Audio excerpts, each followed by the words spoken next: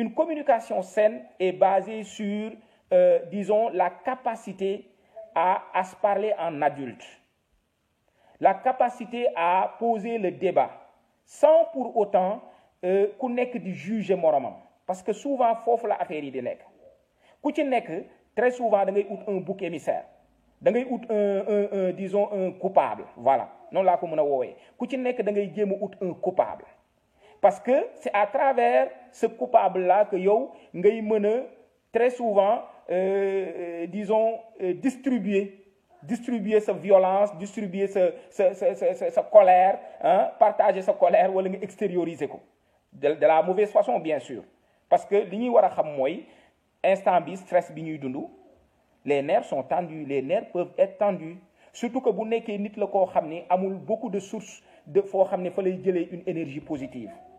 Ok, beneen défi bi nga xam ne confinement bi mën na ko indi, c'est au niveau de la libido.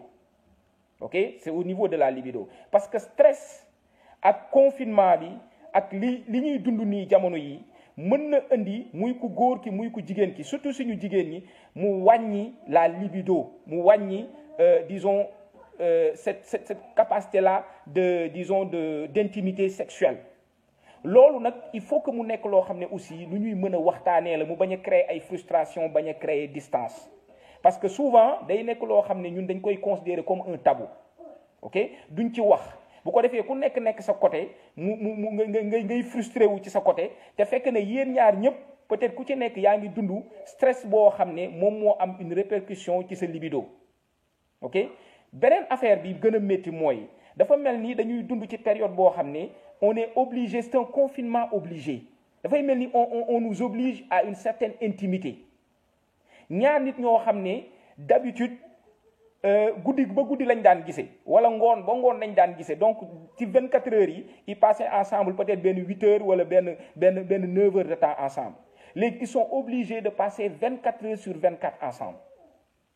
Donc ñaar ñooñu bu ñu redéfinirul waat pour am disons une nouvelle routine de vie, day métti trop léegi li ci am solo mooy ñaari mbir la, mooy ku ci nekk ci ñun war nga mën a fexe am un temps pour toi-même, waaye aussi ngeen am un temps pour le couple, mën a am aussi un temps pour la famille bu dee da ngeen am ay doom. Donc ñett yooyu moom faw mu am, bu ci benn manqué rek day créer benn déséquilibre boo xam ne ki nga xam ne ci moom la manqué souvent moom mooy subir les conséquences. Maintenant, en termes de partage des tâches ménagères, comme je disais tantôt, il faut qu'on se réorganise.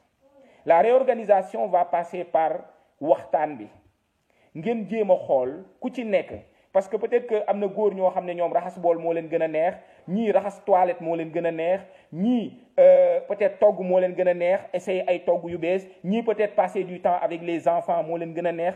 Ku ci nekk am na ci loo xam ne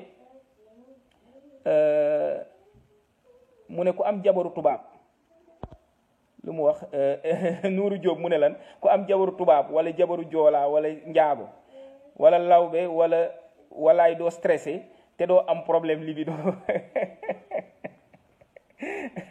waaw xam naa ne Nuuru daf ñuy tooñ rek, mais c'est important ñu bàyyi xel ci ñaar yi, parce que stabilité couple bi moom mooy doon stabilité famille bi, mais stabilité couple pour mu am ku ci nekk ci ñun il faut nga créer sa propre stabilité. loolu am solo la lu ñu war a bàyyi xel, au lieu que ngay xaar sa stabilité jógee ci keneen, parce que dañuy am tendance di yaakaar ne ñun le fait c'est-à-dire notre bonheur et notre équilibre ne dépend de personne, ça dépend d'abord de nous. Il faut penser d'abord à soi, loolu laay faral di wax nit ñi, penser à soi ce n'est pas être égoïste, mais c'est de se préparer à pouvoir être utile pour soi-même et pouvoir être utile pour les autres. Parce que yow bu fekkee ne psychologiquement wala émotionnellement tu n'as pas de stabilité, tu n'as pas d'équilibre, mais loolu ngay répercuter ci sa ay relations yëpp. Saliou, est-ce que tu peux diminuer ta voix un peu s'il te plaît? Ok, merci. Donc bu fekkee ne yow amoo stabilité sa bopp, bu fekkee ne amoo stabilité sa bopp yow munoo am stabilité, munoo dimbale ñi la wër, munul nekk. parce que tu n'es pas bien avec toi-même. Maintenant, confinement bi, ça a créé beaucoup de stress. Ok? Les gens ont peur. Cette peur-là, elle est normale. Li ñu war a éviter rek mooy peur boobu créer benn panique boo xam ne par exemple disons tout est rouge autour de toi parce que loolu moom mooy indi difficulté yi mais peur bi ñuy ressentir ku ci nekk ci ñun jamono yi c'est une peur qui a une fonction. C'est une fonction de protection, ça a une fonction de sécurisation aussi. Donc lu normal la il faut que ñu xam ne ku ci nekk ci ñun situation bii nii dafa ñëw bett ñu comme li wolof di wax lu la bett mën la. Il faut aussi travailler sur l'acceptation de la réalité qu'on est en train de vivre loolu am solo la gis nga déni mooy lii gën a bon ci processus bii ñu nekk nii malheureusement ñu ci bëri ci ñun loolu moo leen di freiner déni boobu moo leen di freiner moo tax il faut que ñu accepter que ne c'est normal que période bii ñu nekk nii ñuy ressentir lii ñuy ressentir en termes de peur en termes de stress etc. Maintenant nag qu'est-ce qu'il faut en faire? Qu'est-ce qu'il faut en faire? Ok?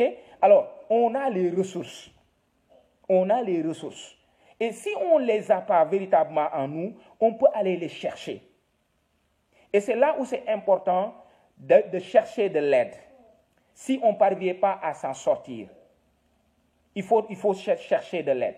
Mais li am solo mooy ñu fexe ñun ku ci nekk ci ñun nooy travailler sur ta propre stabilité à toi.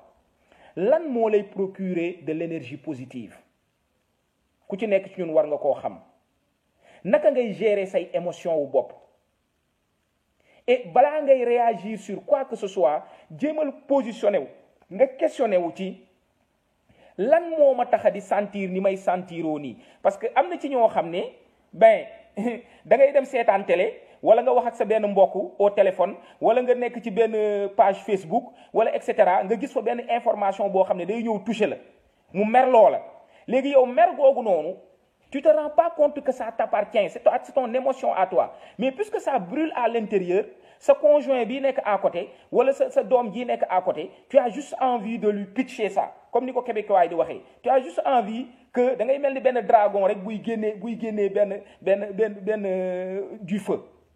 Ok? Et là, tu brûles autour de toi. Tu brûles autour de toi. Donc, il faut se poser la question. Ni may sentiro ni, c'est la responsabilité de qui et de quoi? N'est-ce pas? Lolu am importance là parce que sinon, tu vas juste comme te chercher des boucs émissaires autour de toi. Yenn saa yi di nga meree fële ci loo xam ne sa jëkkër xamul wala sa jabar xamul sax wala sa doom yi xamuñu sax mais mer boobu noonu da ngay ñëw rek xëpp leen ko et malheureusement ñu ci bëri ci ñun notre ego fait que même bu fekkee dañu tooñ sax on a du mal à après ñëw ci nit ki ne ko maa ngi jégalu de man day sànq maa ngi mer ba di la wax lii wala di la wax lee wala di def lii mais je me rends compte que tu n'étais pas la cause de ça. Il faut que ñuy fexe aussi à chaque soir surtout les couples même bu fekkee ne nekkuñu en couple sax ñun individuellement il faut faire son débriefing. C'est extrêmement important faire son débriefing. Voilà. Ngor wax nga dëgg le confinement réduit les stratégies et les possibilités de fuite. Il faut confronter les réalités malheureusement ou heureusement loolu foofu nag la importance bi nekk Ngor c'est-à-dire que il faut que ñu comprendre que ne le point positif le principal point positif aujourd'hui mooy que le confinement fait que on ne peut plus fuir on ne peut plus être dans une posture de fuite. On est obligé d'être dans une posture de négociation et de collaboration et de confronter nos réalités et surtout nos réalités individuelles et nos réalités de couple. C'est important.